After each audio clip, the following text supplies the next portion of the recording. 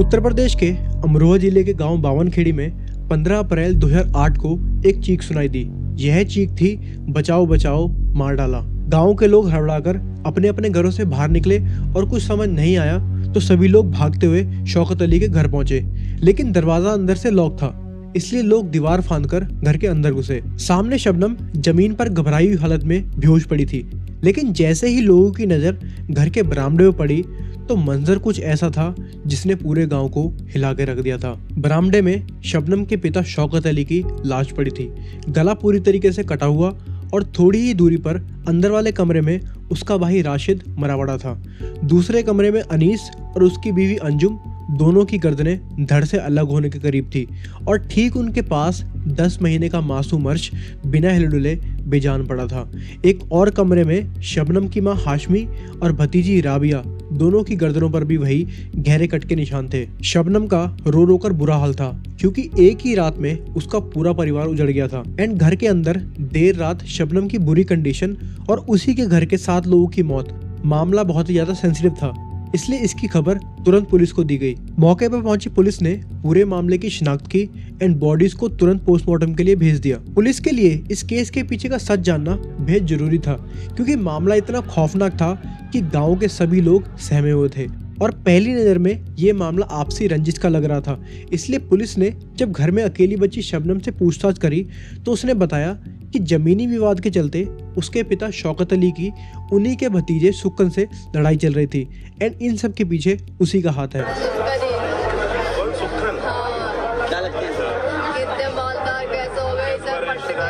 Police तुरंत सुक्कन के घर पहुंची एंड थाने ले जाकर पूछताछ शुरू करी। शुरुआत में तो सुक्कन ने कुछ खास जानकारी नहीं दी, लेकिन जैसे ही पुलिस ने 3rd डिग्री का इस्तेमाल किया तो सुक्कन ने यह कबूल कर लिया कि ये सब कुछ उसी ने किया है, एंड उसने अपने साथ 14 लोगों के और नाम लिए। पुलिस ने जब उन 14 लोगों में से 7 से 8 लोगों को पकड़ पूछताछ करी तो सभी ने बताया कि उन्हें इस केस के बारे में कुछ नहीं पता, और गुस्साई पुलिस ने जब सुक्कन को और टॉर्चर किया तो उसने अपना बयान बदल लिया और कहा कि मेरा इस केस से कोई लेना देना नहीं है, मैंने तो बस पुलिस से बचने के लिए बाकी लोगों के नाम लिए थे। अक्सर शक के घेरे में मौजूद शख्स का ऐसे बातों को घुमाना या उसके पास सभी सवालों के जवाब होने के बाद भी पुलिस का शक बढ़ी जाता है, और यहाँ तो एक ही परिवार के 7 लोगों की मौत हो गई थी और परिवार में बची अकेली शबनम इस हादसे से नम पड़ गई थी। लेकिन चौंकाने वाली बात यह थी कि घर के अंदर किसी भी तरीके की फोर्स एंट्री के निशान नहीं थे।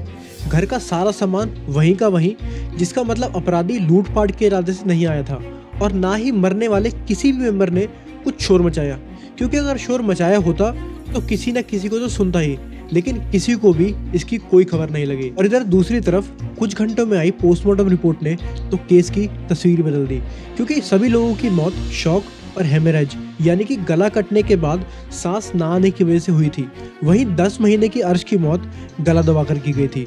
लेकिन अर्श को छोड़कर सभी के ऑर्गन्स में डायज़ेपाम नाम का एक नशीला केमिकल पाया गया, जिसका मतलब यह था कि सबको पहले खाने में या किसी चीज में ये नशीली दवाई मिलाकर दी गई थी, एंड उसके बाद एक एक कर सबका गला काटा गया था। जो अभी तक एक आपसी रंजिश का केस लग रहा था वो अब एक्चुअल में एक प्री प्लान्ड मर्डर में तब्दील हो गया था।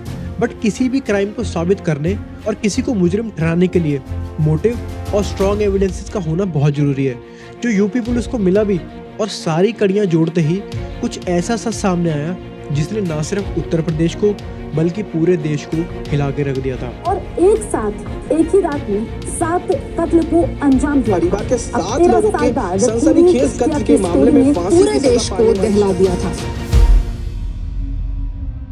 पुलिस के द्वारा सुक्कन को हर तरीके से टॉर्चर करने के बाद भी जब सुक्कन की स्टेटमेंट में कोई चेंज नहीं आया तो पुलिस ने आस पड़ोस वालों से सुक्कन के बारे में पता किया, लेकिन पुलिस को ऐसा कोई भी सबूत सुक्कन के खिलाफ नहीं मिल पाया जिससे ये साबित हो सके कि इन सब के पीछे सुक्कन का ही हाथ था। एंड पुलिस ने जब घर के मेन मेंबर शौकत अली का गाँव के लोगों के साथ बिहेवियर और किसी और से दुश्मनी और शबनम का अपने पिता और माँ के साथ व्यवहार पता किया तो मालूम पड़ा कि शबनम का सलीम नाम के एक शख्स के साथ पिछले 1 साल से अफेयर चल रहा था। एंड शबनम के इस रिश्ते से उसके घर वाले बिल्कुल भी खुश नहीं थे। एंड कुछ महीने पहले इसी बात को लेके उसके पिता शौकत अली ने शबनम को अच्छी खासी झाड़ भी लगा दी थी एंड उसका मोबाइल फ़ोन भी छीन लिया था। शक की निगाह से पुलिस ने जब शबनम से पूछताछ करी तो उसने बताया कि वो तो उस रात छत पर सो रही थी एंड बारिश पड़ने की वजह से जब वो नीचे आई तो उसने सभी को मरी हुई हालत में देखा तो उसने तुरंत शोर मचाना शुरू कर दिया। पुलिस के आगे ये सवाल अभी भी वहीं का वहीं खड़ा था कि उस रात सभी लोगों की हत्या कैसे हुई। यह मामला इतना सेंसिटिव बन चुका था कि यूपी की उस समय की चीफ मिनिस्टर कुमारी मायावती को खुद क्राइम स्पॉट पे आकर मुआयना करना पड़ा था और देश के हर मीडिया चैनल पर बस यही न्यूज़ चल रही थी और सबके दिल में बस एक ही सवाल था कि आखिर इन सभी हत्याओं के पीछे किसका हाथ था। एंड केस की गंभीरता को देखते हुए जब पुलिस ने गहराई से इन्वेस्टिगेशन शुरू करी तो उन्हें घर के किचन से एक बॉक्स के अंदर एक सिम मिली जिसकी CDR जांच करवाने पर यह पता चला कि उस नंबर से इंसिडेंट वाली रात सलीम के नंबर पर 52 बार कॉल किया गया। एंड पुलिस ने जब दोनों को कॉल रिकॉर्ड्स दिखाते हुए सवाल किए तो दोनों के पैरों तले जमीन निकल गई और फिर अपने तरीकों से पूछताछ करने पर पुलिस को सलीम एंड शबनम ने जो खुलासे किए वो सुन ना सिर्फ आपको बेहद तकलीफ होगी बल्कि आप इस केस के अपराधी के लिए हर कीमत पर फांसी की मांग करोगे। इंसिडेंट से करीब 1 साल पहले बावनखेड़ी के ही एक प्राइमरी स्कूल में एज अ टीचर काम करने वाली शबनम, जो कि खुद भी एक पोस्ट ग्रेजुएट थी एंड टीचिंग के दौरान ही उसकी मुलाकात उसी के गांव में रहने वाले सलीम से हुई थी, जो शबनम के घर के पास ही एक सॉमिल में काम करता था। बहुत ही कम समय में दोनों के बीच का ये रिश्ता काफी गहरा गया था एंड दोनों शादी कर अपनी एक अलग दुनिया भी बसाना चाहते थे। एंड इसी रिश्ते को जब शबनम ने अपने पिता शौकत अली के सामने रखा तो पिता ने गुस्से में आकर इस रिश्ते से बिल्कुल मुंह फेर लिया, क्योंकि सलीम एक नॉर्मल सॉमिल वर्कर था एंड एक स्कूल ड्रॉप आउट भी। एंड ऐसे रिश्ते के लिए हमारे इंडियन पेरेंट्स अक्सर मना ही करते हैं एंड कोई भी पिता नहीं चाहेगा कि उसकी बेटी एक ऐसे लड़के से शादी करे जो हैसियत में और पढ़ाई में उनसे कम हो। और शबनम के बार बार रिक्वेस्ट करने पर भी उसके पिता इस रिश्ते के लिए नहीं माने एंड शबनम को भी सलीम को छोड़ने के लिए फोर्स किया। लेकिन दोनों के बीच का ये रिश्ता अपनी चरम सीमा को छू चुका था एंड दोनों किसी भी कीमत पर एक दूसरे को छोड़ने के लिए तैयार नहीं थे। एक मुलाकात से बढ़ती दूसरी मुलाकातें दोनों को इतना करीब ले आई थी कि दोनों अब फिजिकल रिलेशन भी बनाने लग गए थे, जिसके चलते शबनम प्रेग्नेंट भी हो गई थी। एंड यही वजह थी कि शबनम अब सलीम के लिए पागल हो गई थी एंड ना चाहते हुए भी अब वो सलीम से अलग नहीं हो सकती थी। कहने को तो वो एक बेटी के साथ साथ 2 भाइयों की बहन भी थी, लेकिन दिमाग में चढ़े इस प्यार के भूत के आगे उसे सब कुछ दिखाई देना बंद हो गया था। वो अब अपने इस रिश्ते को बरकरार रखने के लिए अपने घर वालों को छोड़ सलीम से शादी कर एक साथ रहना चाहती थी, लेकिन सलीम के दिमाग में तो कुछ और ही कहानी चल रही थी। और यहीं से दोनों ने मिलकर एक ऐसा प्लान बनाया जिसने ना सिर्फ इंसानियत को बल्कि भाई बहन के इस पवित्र रिश्ते को भी शर्मसार कर दिया। शबनम ने पुलिस के सामने यह कबूल किया कि 15 अप्रैल की रात जब घर के सभी लोग सोने जा रहे थे तो उसने बहाने से उनकी चाय में डाइज़ेपम की गोली मिला दी, जो उसे सलीम ने उसी शाम लाके दी थी। सलीम ने भी यह कबूल किया कि उसने ये दवाइयाँ पहले गांव के एक मेडिकल स्टोर से लेने की कोशिश करी, लेकिन दुकानदार के मना करने पर उसने अपने एक फ्रेंड पप्पू के जरिए इस दवाई का इंतजाम किया। एंड जैसे ही शबनम ने उसे बताया कि सभी लोग सो गए हैं, सलीम देर रात घर के अंदर दाखिल हुआ और एक एक कर सबका गला काट दिया। वहीं 10 साल के अर्श को शबनम ने अपने ही हाथों से गला दबाकर मार डाला। जरा सोचिए, जहां बहनें अपने भाइयों की रक्षा और उनकी लंबी उम्र के लिए उन्हें राखी बांधती हैं, वहां कुछ बहनें ऐसी भी होती हैं। लेकिन ये कहानी यहीं खत्म नहीं हुई। अपने घर के सभी मेंबर्स की जान लेने के बाद शबनम ने यह नाटक रचा कि इन हत्याओं के पीछे सुकन का हाथ है।